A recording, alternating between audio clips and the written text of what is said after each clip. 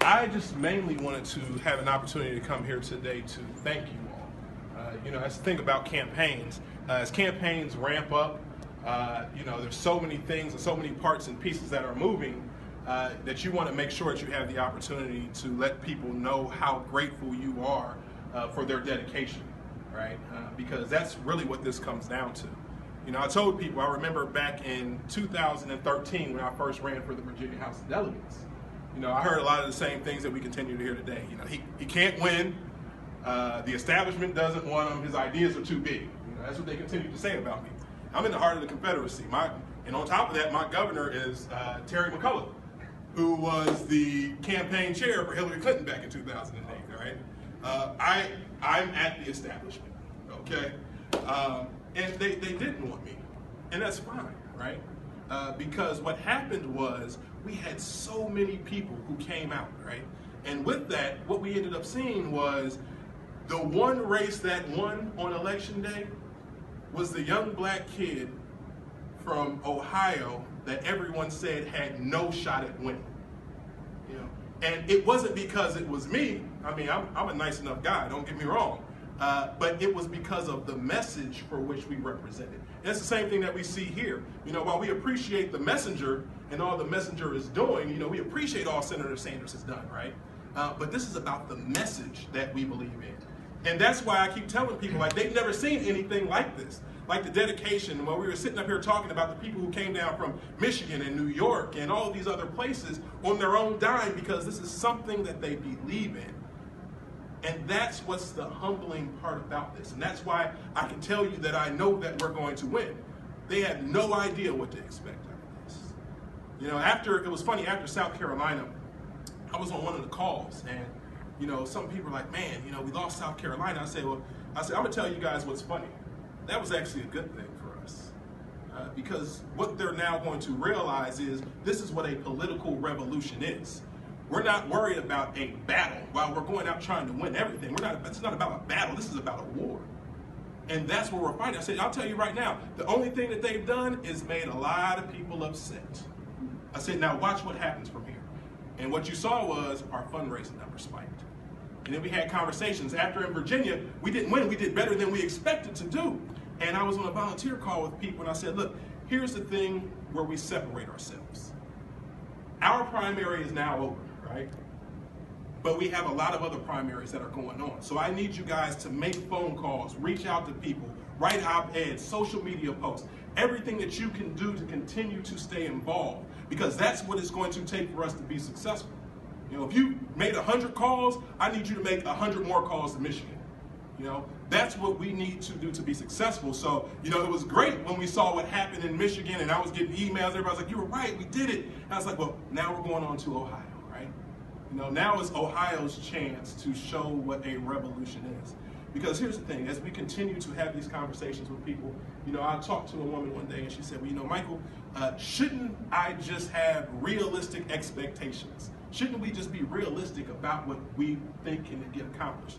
And I said, well, I understand your thought process, but the thing that I need you to understand is you are talking to the young black man who was raised by a single father next door to a drug house in Ohio, who grew up to become the first African American ever elected to represent Stafford County in 350 years. Yeah.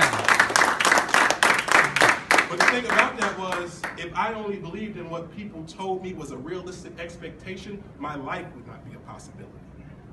So that's what we're out here fighting for. We're out here fighting not because you're telling us this is what we should expect, it's because this is what we want and what we deserve. So when we come out here and I ask questions, why can't I live in a world where my child can go to school tuition free? Why can't I live in a world where my son is not going to fit the description and end up in a private prison and profiting off the backs of the people that were incarcerated? Why can't we live in a world where if I live or die is not determined by how much money is in my bank account? Why can't I? So here, I'm going to tell you what healthcare was to me. I actually was in a primary for the state senate. I ended up losing my state senate primary. But right before that, what ended up happening was my mother called me on April 21st, and she said, I spoke with my doctor, and he said that my cancer is now terminal. There's nothing more that they can do. We probably need to start thinking about hospice. And I raised my younger brother, and I drove down to school at Fairham College. I picked him up, and we drove back to Toledo to pick my mother up. And when I sat there with an oncology appointment, and I asked her oncologist, I said, how did we end up here? And he said, well, by the time we found your mother's cancer, she was already late stage 3, early stage 4. And he said, she's defeated the odds to survive this long because we didn't know. And he said, she's dealt with this for years. So for her to get to this point, she's defeated a lot of odds. But as aggressive as we treated it, cancer's just going to win. And I turned to my mom and I asked her, I said, well, why did we find it so late? And her response is something that will probably haunt me for the rest of my life. She said, I couldn't afford health insurance, so I wasn't able to get the routine checks that people normally get that could have potentially caught it. I couldn't afford health insurance. Virginia making phone calls, the people in Michigan who are heading down right now, this is about you and what you know that you deserve. So I just want to thank each and every one of you for everything that you're doing. I'm just grateful that I have the opportunity to be here. I promised my mom, I remember when I was leaving the hospice and I hugged her, and I remember we were crying, and I told her, I said, I'm going to do everything that I can to make sure no other child has to have that conversation and hear their mother or their loved one say something like that again. And that's why I am here today.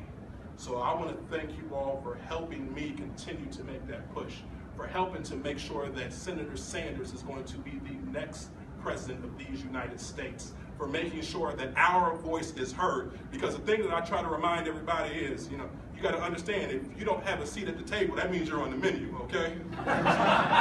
So I appreciate you guys and everything that you're doing to help us have that seat at the table.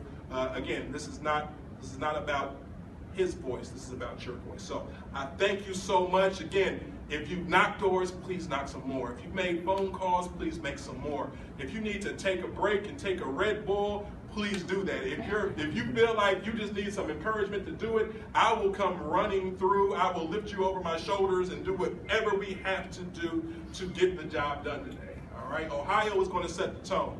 The revolution is here, and it's now, and it's yours. And I thank each and every one of you from the bottom of my heart.